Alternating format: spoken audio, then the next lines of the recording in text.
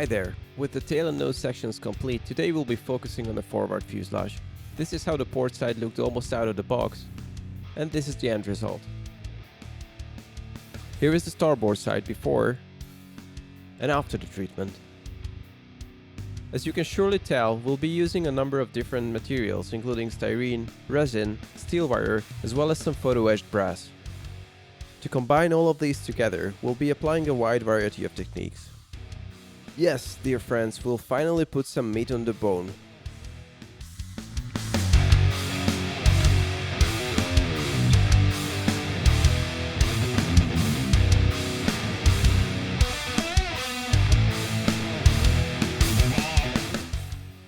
I filled the cabin and the cargo compartments with blue tack.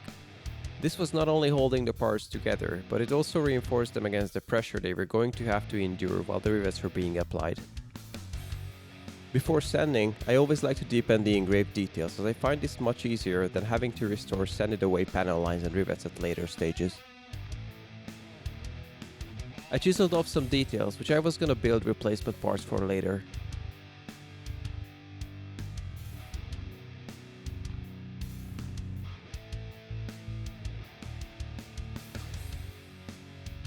I ran a marker along the mold lines on the bottom.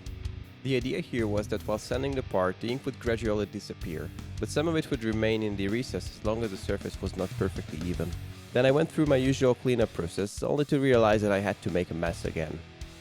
I needed to get rid of two access panels on the sides as they were not present on the medical service variant, so I filled them with superglue and sanded the surface flush. As you may remember, in the first episode I removed a section of the tail boom to correct the overall geometry of the kit. This meant that the tail's diameter was no longer matching that of the forward fuselage, so I carefully removed some plastic from around the joint until I was happy with the fit. There is a pair of air vents next to the cargo door, and there are also similar ones located over on the starboard side. The kit comes with an acceptable representation of these for the scale. However, because they were molded solid, I needed to find a way to hollow them out from underneath. I had lost some sleep over thinking of ways to do so, but in the end, the solution I found was surprisingly simple. All I needed to do was carefully scrape along the vents with my point describer and touch up the openings with some fast setting cement.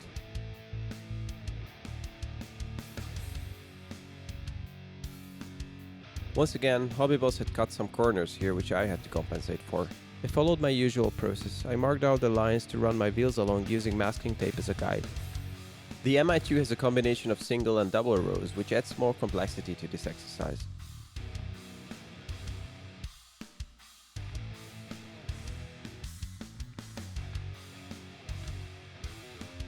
I tend to apply very little pressure on the wheel. Then I add some more depth with the point describer and as a next step, slightly increase the width of every hole using a needle with a broader tip. This process is very time consuming, but it allows me to slightly correct the placement if need be, as well as to pick and choose which rivets to keep versus sand off in case I made a mistake earlier.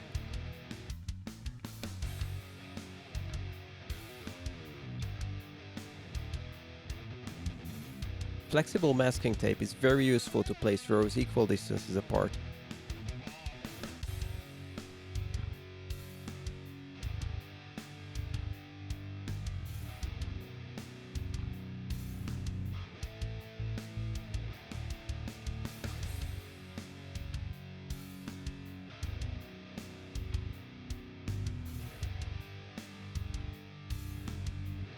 For some of the longitudinal rows, I used Galaxy Tools corner wheel, which I felt allowed better control over these shorter runs.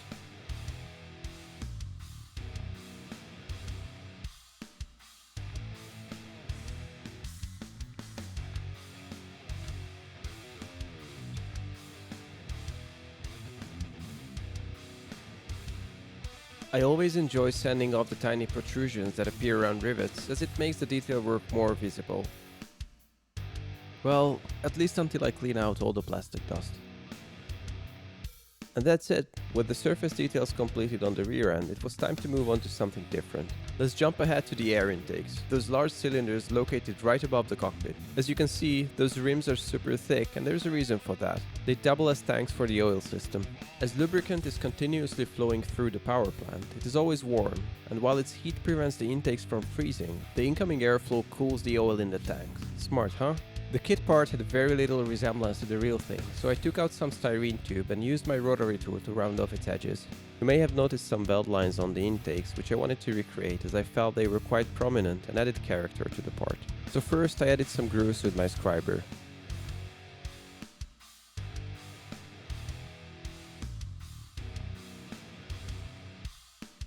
Then I wrapped some stretch sprue around the intakes, used thin cement to secure it in place and trimmed off the excess.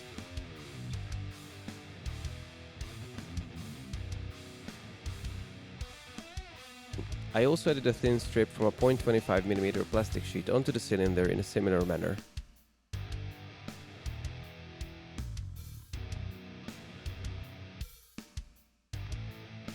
Following a quick check to test the fit and determine the needed length, I shortened the parts to size. The compressor rotors are barely visible inside the intakes, but I just couldn't convince myself to leave the ends open. So I borrowed some parts from an old Extratech photo etch sheet. Some of these were designed to be used elsewhere, but we have to work with what we got. I used Master Model's blackening agent, which gave the brass some patina in about 15 minutes. I lightly polished the parts with a cotton swab and attached them with ultra glue. The intakes sit in the forward engine cowling, which is probably the most detail dense part in the entire build. First of all, there's a bunch of pipes sticking out of its sides. Then it has some yummy rivet detail all over, as well as a bunch of larger fasteners. Lastly, there's also a third and a fourth intake in the middle, covered by different types of grills. I know what you're thinking, and you're right, I have no idea what half of these things are for. As you would expect by now, the kit part was way oversimplified. Not only that, but I felt that those bulges on the sides were too close to the intakes compared to the real aircraft. So the first thing I did was correct the shape. This meant going back and forth between sanding and scraping until I reached the desired outcome.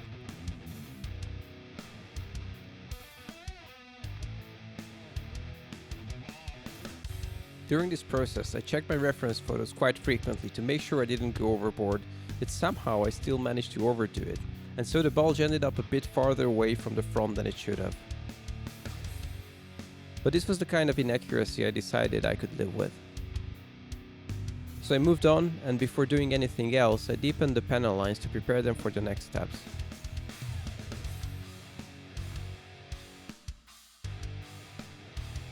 Then I also noticed that the fairing around the intakes, well, who am I kidding, let's call them what they are. The eyelets were a bit too long, so I carefully trimmed them to the correct length.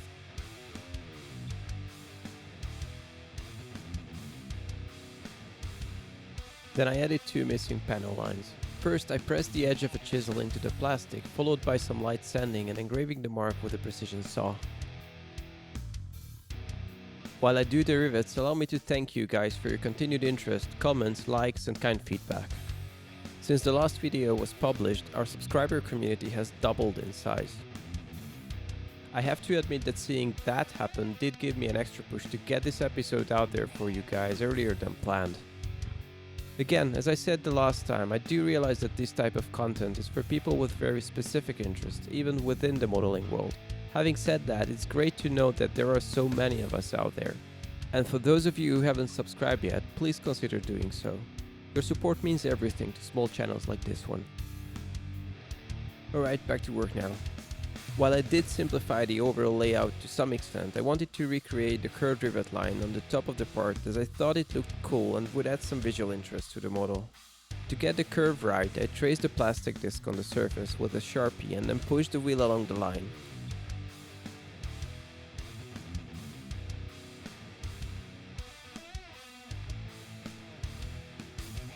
And there we have it, the rivet detail finished on the forward section of the engine cowling.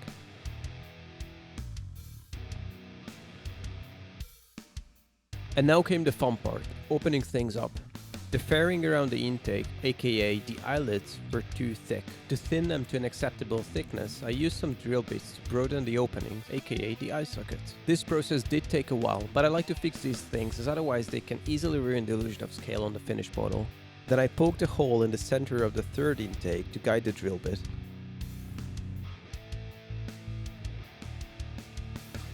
My plan was to insert the third tube in here, and to make space for it, I had to grind away much of the plastic from inside the part, which, if I'm honest, was quite enjoyable.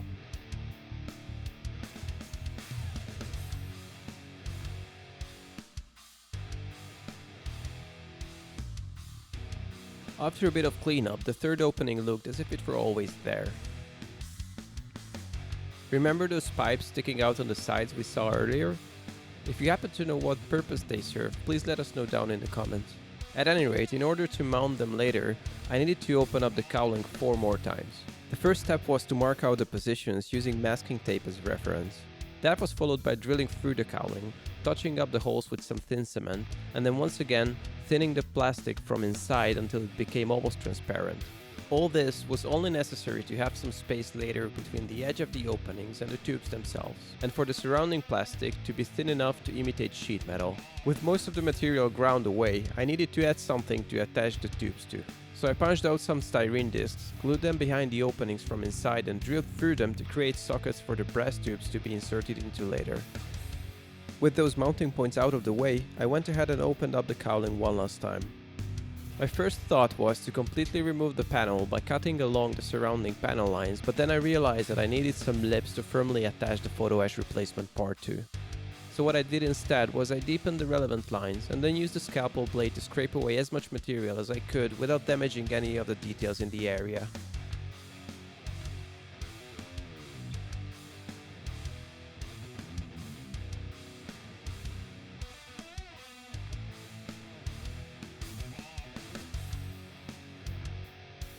Then I removed the center of the old panel and filed down the rest until only tiny lips were left on all sides.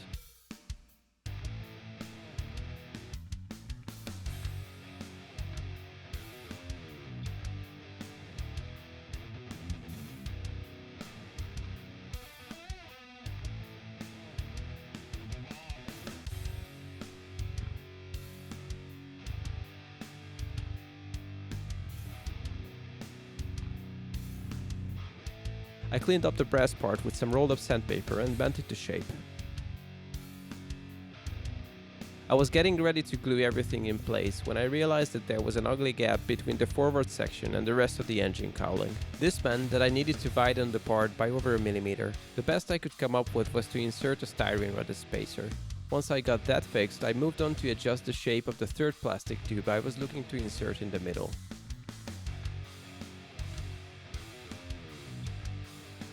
I wanted to have a strong bond and a seamless joint, so I used sprue glue, which essentially is leftover styrene dissolved in extra thin cement.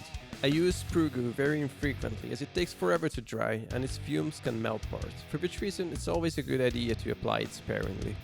To secure the tube inside the part, I once again turned to ultra glue diluted with tap water, which by this time had become one of my favorite adhesives. In case you were wondering where that third blackhand photo etch part was going to go, well, there it is. So then I went ahead and glued on the grill. I needed something to attach the engine intakes to, so I added 2 bits of styrene to the inner surface of the cowling. Once the intakes were in place, I remembered that the Mi-2 would probably end up sitting on its tail, as its center of gravity without a power plant is probably somewhere behind the main landing gears. To make sure this wouldn't happen, I filled up almost the entire cavity with fishing lead.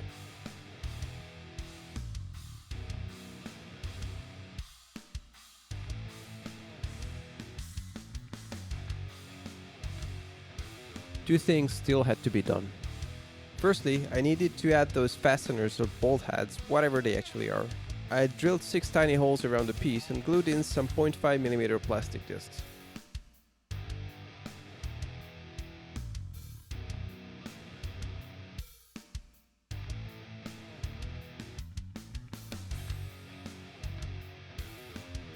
Secondly, a grill was yet to be added. So I gently dipped it in super glue and installed it on the cowling. Oh wait, I almost forgot the pipes.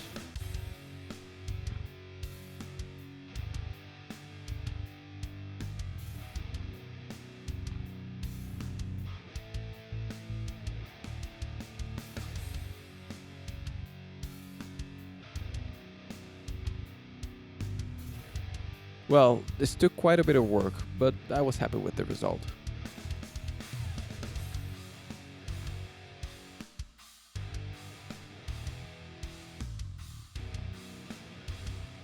Next up was the rear section of the engine cowling. Note the round access panel with the 6 bolts holding it in place.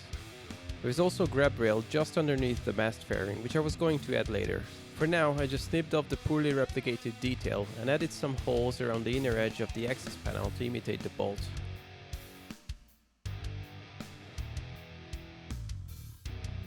I added a few rows of rivets as well. This is another situation where having temporarily attached the fuselage halves to each other came in real handy, as this way I didn't have to worry about whether the rows will align at the seam between the port and the starboard sides. Moving on to the engine bay doors. This is by far the simplest panel on the entire aircraft, yet HobbyBoss still managed to recreate it inaccurately. Note how there are 4 horizontal and 7 vertical rivet lines on the real thing. The manufacturer managed to design this part with 1 horizontal and 4 vertical rows, with all but 2 positioned incorrectly. This just bothered me so much that I decided to redo the entire thing. I think the footage here speaks for itself, so I'll just keep my mouth shut for a minute and let you enjoy the process.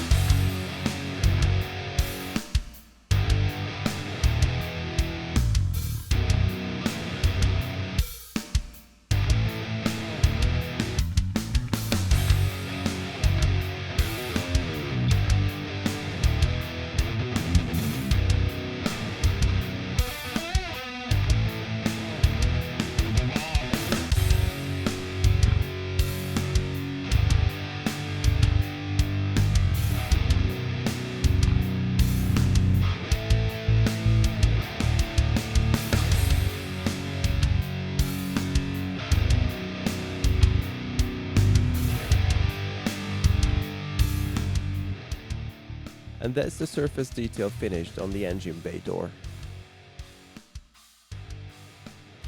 And this is the last part of the superstructure we haven't yet looked at. Here we have the exhaust, 2 grills on the sides, 2 up top, as well as an air vent on each side. This vent, which in reality is a recessed detail, somehow got turned inside out and ended up being molded as a tiny bulge in the center of the panel. So I chiseled it off and used tape to help mark out where I needed to hollow out the panel. I used the curved scalpel blade to scrape some plastic away and create a cavity I could fill with grinsed off epoxy putty. To get the shape right, I improvised a tool out of a styrene rod, which I moistened the tip of and gently pressed into the putty.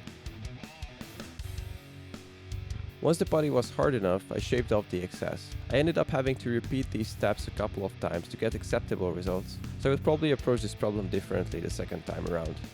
I applied a few rivet lines on the surface and imitated the fasteners the exact same way as before.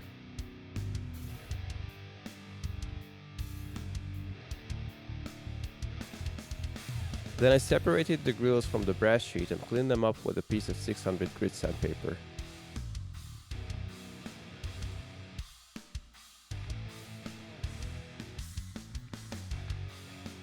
I bent the grills to conform the curvature of the respective panels.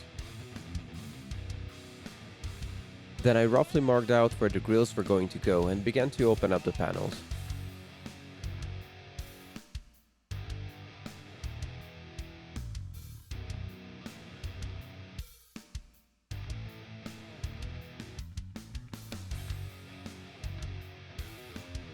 It was at this point when I realized that in order to continue this process, I needed to separate the parts and get rid of the blue tack inside. This was one of those steps I thought was going to take 2 seconds, but instead I ended up spending a good 15 minutes carefully prying the fuselage sides apart and scooping out the blue tack that had hardened up over the weeks. At least while doing this, I had time to think about the right order of steps to take next. I decided to dry fit the quick boost resin exhaust before gluing any of the photo etch parts onto the engine cowling. This turned out to be the right thing to do, as a lot of plastic had to be removed from both inside the parts as well as from around the openings. The intakes are not identical, but look very similar, so I wrote their numbers on their backs to stop mixing them up. Once I thought I got the right distance between the exhausts and the edges of the openings around them, I felt confident enough to continue to prepare the panels for the grills. This meant cleaning up the openings and thinning the surrounding plastic.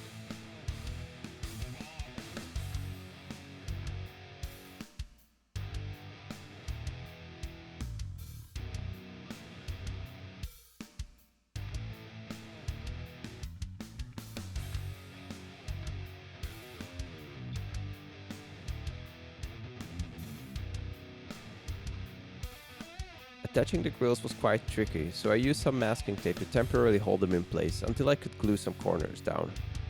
I didn't place any adhesive on the plastic before adding the brass, but instead I let the capillary action suck the glue into the joint.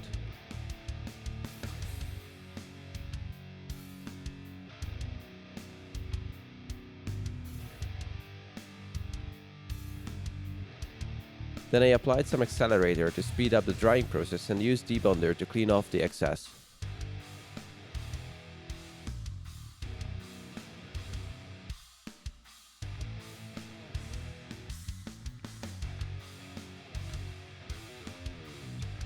With the difficult part behind me, I could finally install the exhaust, where once again I made use of the capillary action to secure the resin in place. And there we have it, 2 more panels finished. Now let's look at some of the details on the port side. The Mi-2 has multiple gutters, one of which is located right above the cargo door. This detail was present on the fuselage part, but it had no groove, presumably due to the limitations of injection molding. So to fix that, I ran my scriber back and forth a couple of times along the gutter. I applied almost no force, but let the tip do the work. Once the recess was deep and wide enough to get a sandpaper in there, I used that, followed by some thin cement to tidy things up.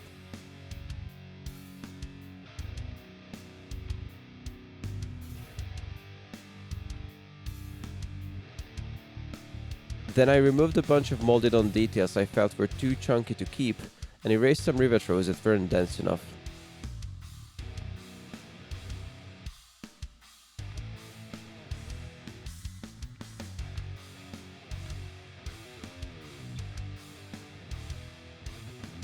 It was finally time to add the grab rail I ranted about in the first episode.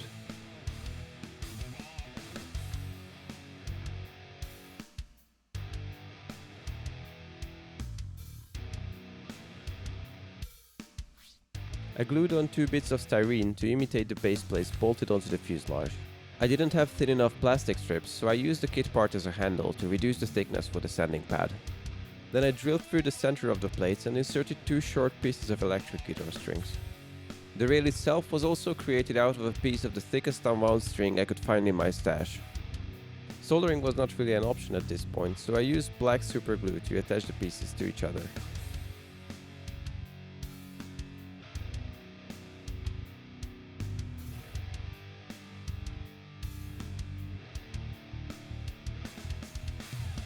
I also used some string to imitate the smaller grab handle we saw earlier. The next thing to do was to look at the access panel located just below the mast fairing.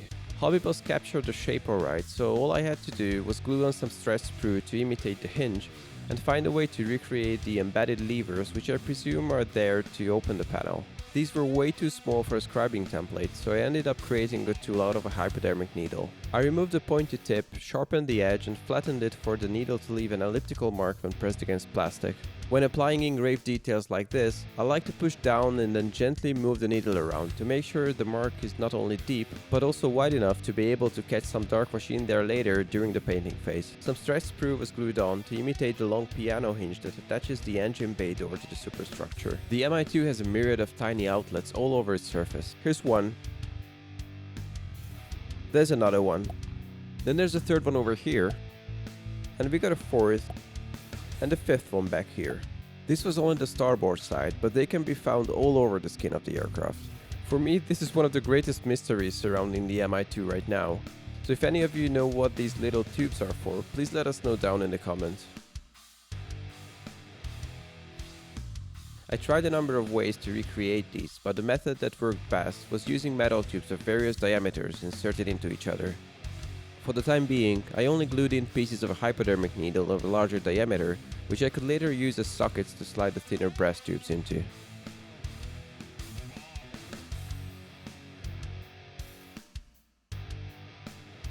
There are 2 very prominent details on both sides of the fuselage located just below the superstructure. There is this lifting point, and right next to it, a hinge holding the engine bay door.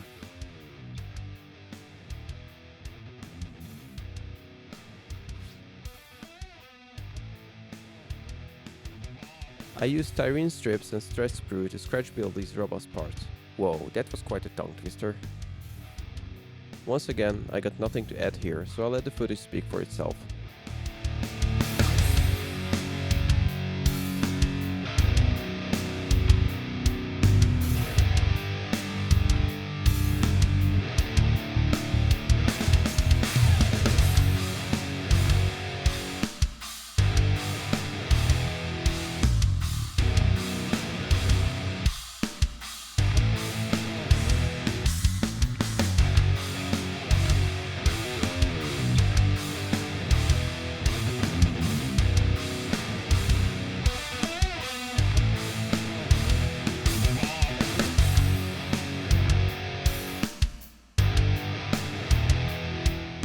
In fairness to HobbyBoss, the original details weren't all that bad to begin with, but I'm much happier with the scratch build equivalent. It took me some time to figure out what purpose these large bolts served. As it turns out, these were the mounting points for the external frame the winch cable and the hook hung from. The variant I was going to build didn't have these, at least not towards the end of its service life, so I just added a few styrene discs to imitate the bolt head. Two of the outlets are covered by these bell-shaped fairings.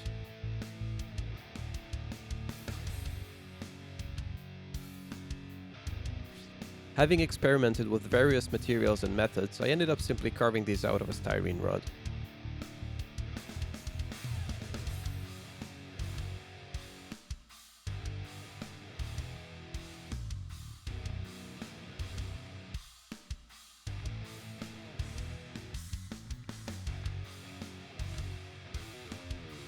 The finished detail is somewhat larger than it should be, but I'm still glad I added it. There are 3 access panels on the starboard side. There's 2 right next to and another one hiding behind the external fuel tank. These were all present on the model, but each of them needed a few minor tweaks. As for the one on the left hand side, the bulge was there but its contour was not engraved, so I fixed that.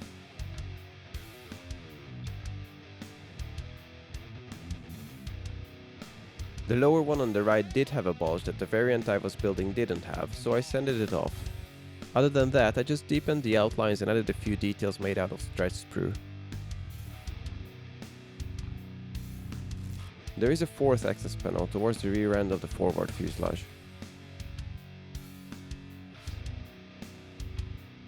These received the same treatment as the one on the other side. I added the hinge and used my improvised tool made out of a needle to engrave the outline of the embedded levers.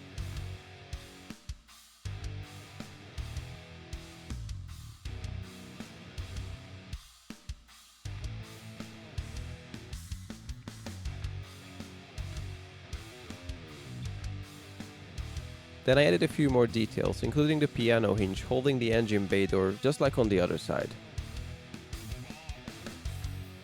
I mounted a few sockets for the outlets and inserted some brass tubes to imitate the tiny pipes the Mi-2 is riddled with.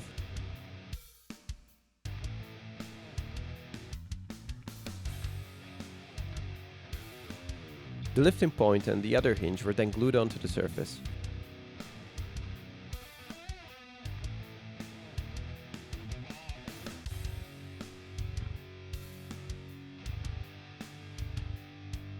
Lastly, I added the bell-shaped cover for the outlet, which is facing backwards, unlike the one on the other side.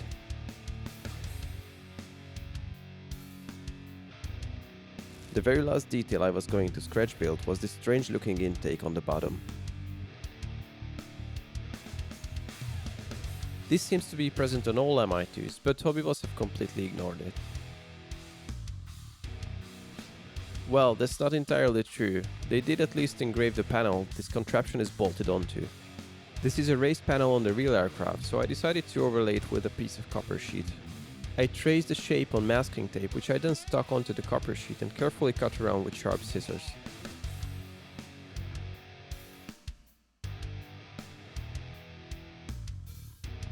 Then I added some rivet detail and lightly bent the part to match the curvature of where it was going to go. I glued on the panel with some gel-type superglue and reinforced the bond by applying black CA around its outline.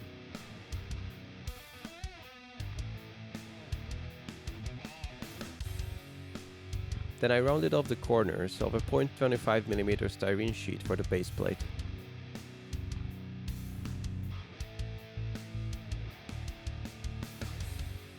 The intake itself was then carved out of a piece of thicker plastic board.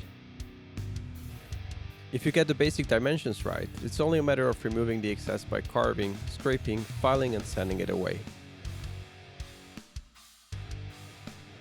What's important is to keep the part on the styrene rod you are carving it out of as long as you can to ease handling. Once I was happy with the overall shape, I used a drill bit and a flat file with a pointy tip to open up the intake.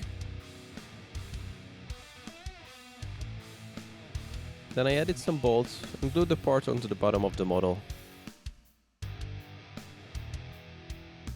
And with that, dear friends, it's time for me to wrap up this episode and let you get on with your own builds. If you haven't yet done so, please consider subscribing. Also, feel free to leave your comments down below. I'm happy to answer any questions you may have. In the next episode, we'll be working on the doors. Until then, take care. I hope to see you soon.